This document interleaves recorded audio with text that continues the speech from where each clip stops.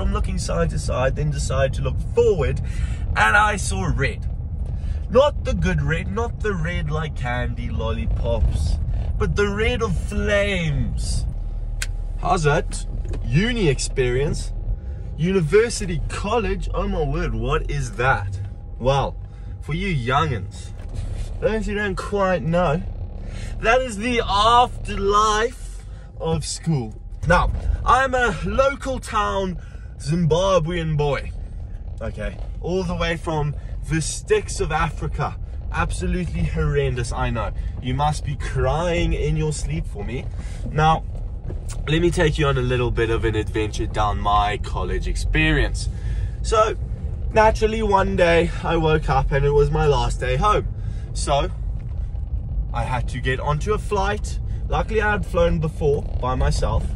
So, there's me, packed up, got my whole life's possessions in 2 bags that I'm taking to college with me. 2 bags.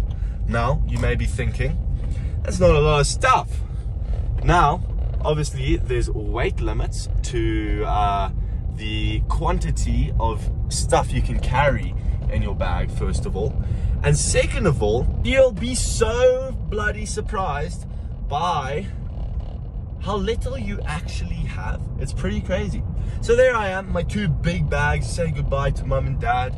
You know, they waved me off. I'm all chuffed, happy to go on this big new adventure. But little do they know, I had found myself in a small predicament 2 or 3 weeks prior. Now, ideally, when you're traveling to a new place, especially to go live there, there are a couple things you want to take along with you on your solo expedition. First of all, passport.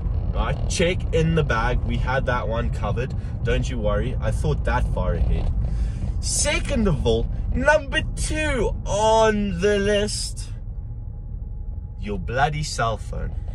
Now, as the youth that I am, you know, with questionable behavior, I managed to lose my telephone 2 or 3 weeks prior. And that was a small situation, because not only is it not ideal to not have a telephone when you're going to a new place, but losing your phone's an expensive endeavor, you know, it's not great. So I land in Ireland after many the hour of flying, a whole 18 to be precise with you, whole 18. Now, I don't want to be, you know, boastful, bragful, you know, but I am in fact a whole 6'2", right? Verging, okay, for argument's sake, we'll say I'm 6 foot, because I know people won't believe me. So 6'2" it is. Get juked, you idiot. And as a result, you know, traveling in confined spaces isn't very comfortable. Now, it's not comfortable for anyone, don't get me wrong, but when your legs are pressed up against a seat 24/7, you got a baby whining in your ear. I can't sleep on planes as well. It's not the best. So I land in Ireland, you know, new awakenings, new adventures, a whole new life in front of me. The whole new world theme track was playing in my headphones as I walked out, intentionally, you know, optimistic. Birds started fluttering towards me, landed on my arm and started tweeting. Now, obviously that's a lie, because if you've ever been to Ireland, you'll know the first thing you're going to get met by is a bloody big rain cloud. So I walk outside into the rain, my 2 big bags with my life possessions in them. And I'm not fussed. I knew this is what I signed up for. This was going to be my life. I am now a dweller of... What the fuck is that? Who is this dude? What an absolute tonsil. I fuck you not. A bloke is coming on the wrong side of the dual carriageway with his bloody brights on. What a piece of flipping work. Oh my word. Okay, so back to it. I walk outside. I'm now a cold weather dweller. That's me. That's my situation. I'm ready for it. Boom. Big jacket on. Not Canada Goose, because I'm not a scumbag. But you know, a little bit of dapper on me. You know, I'm a stylish guy. I'm walking outside. no telephone, right? So that's the first snag. And that's the most obvious snag, because the first thing you're going to want to do in this newfound place is call yourself a bloody taxi. Now, luckily, we're at an airport, so the supply of taxis is not too limited, to say the least. However, the supply of understanding the Irish accent was in a lower quantity. Now, you know, Irish people speak English. There's no denying that. A version of English, though, that's more accurate if you think about it. So, there I am, you know, trying to get a taxi from some very nice gentleman who's assisting me in essentially butchering the name of the location I have to arrive at. Don't you worry, over the course of the following year, I did in fact manage to eventually memorize the name of the place I live. But I jump in the cab, you know, it's a whole new world, playing on the radio, out of all chances, you know, birds fluttering, just great time. You see the flipping 7 dwarfs and all of a sudden I've arrived. You know, I'm looking out the window, to say the least, I'm a bit nervous, because not only am I in a completely foreign place with no one I know is in this place, okay, and I have to make new friends, which is going to be a bit of a task. You know, it's always a mission to meet and make new friends. I have to go to college, which is now the step up from schooling, from education that I'm used to. And I was used to kind of like sitting in the back of the class, not really paying attention and chatting to my friends until we got sent out and beaten, which is a story for another occasion. Get out the car, and what do I see? I see my new home. Bloody wonderful. I walk in, chipper as ever. It's 7 in the morning, mind you not. And also, what I quickly realized is, when I walked in the kitchen, you're expecting to make some new friends, because I have 8 new roommates. 8 new roommates. I walk in to the kitchen, it's dead silent. Now, I'm from a place where the sun rises early. 7 o'clock, you know, that's the time I like to get up. I'm ready to rumble, ready to rock and roll. But you know, 7 o'clock in Ireland might as well be 5 o'clock anywhere where the sun rises earlier, because it's a ghost town. People are not awake. People are not going to be awake for a very long time. It's just not the place to be. These are some very shady individuals. It's not the place to be. It's not the hour. So I walk in, ghost quiet, you know, cobwebs in the kitchen, no one's there. So naturally, what do? I plug in my speaker that I brought from home. Massive speaker, same size as a planet, I reckon. Small one though, maybe a dwarf star, Pluto. Anyway, plug in the speaker. First thing, press play on the tunes, full blast. It's a whole new world. It's a whole new world. And what do you know? Knock, knock, knock. I hear knocks at my door. And just like the birds at the airport, my roommates have been summoned to me. I know. It's like the song had something to do with it.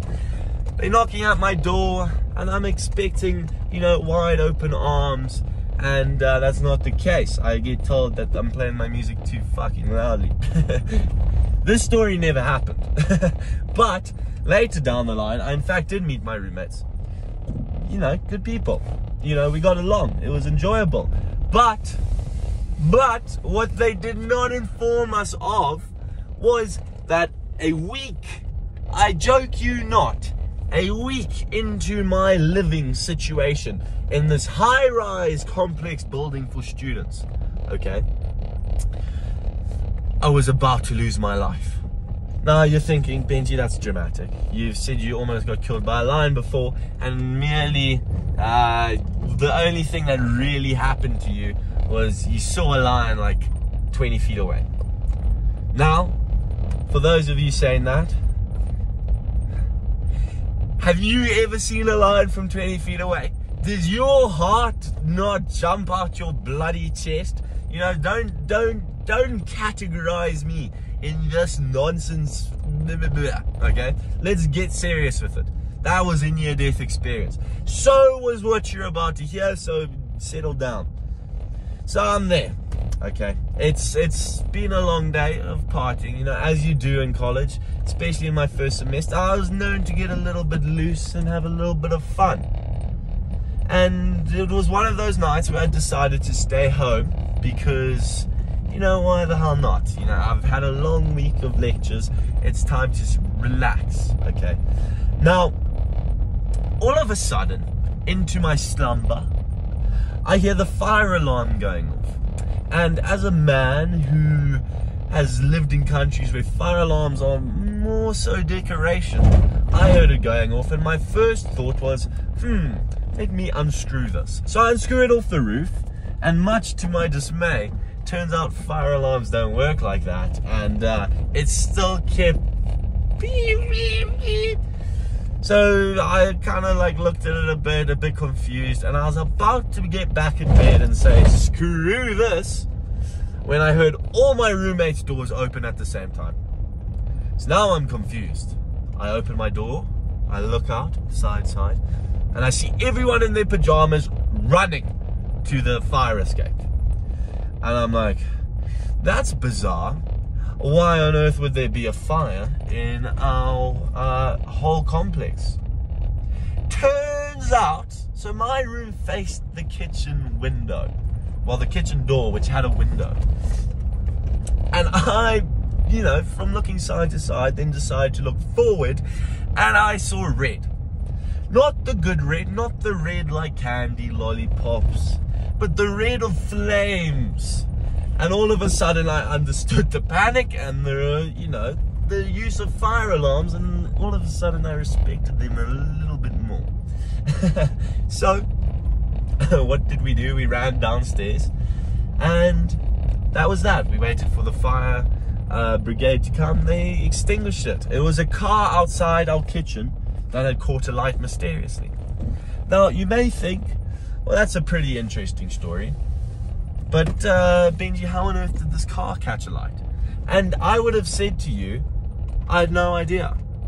Because, to be honest with you, we didn't have any idea for the next 6 months, to be honest. We were kind of just like, okay, the car caught alight, and what do you do? And then one evening, we were all sitting in the lounge, living area, eating dinner. And for some odd reason, because our TV was never on, the TV was on. And it's news, of all things. And we look over, and one of my roommates all of a sudden makes a weird expression and points at the TV. And on the news is our residence where the car was caught alight. That car was in fact an attempted arson. These bloody idiots tried to arson. Okay, well they successfully arsoned the car. Very successfully, in fact. In fact, the car was more than charcoal at the end of it. It was just kind of ash. You could blow at it and it would wisp away in the wind. So pretty much, I'm a celebrity. I was on the news indirectly, but you know, it was pretty cool. Anyway, thanks for watching. Hope you enjoyed. We'll see you tomorrow.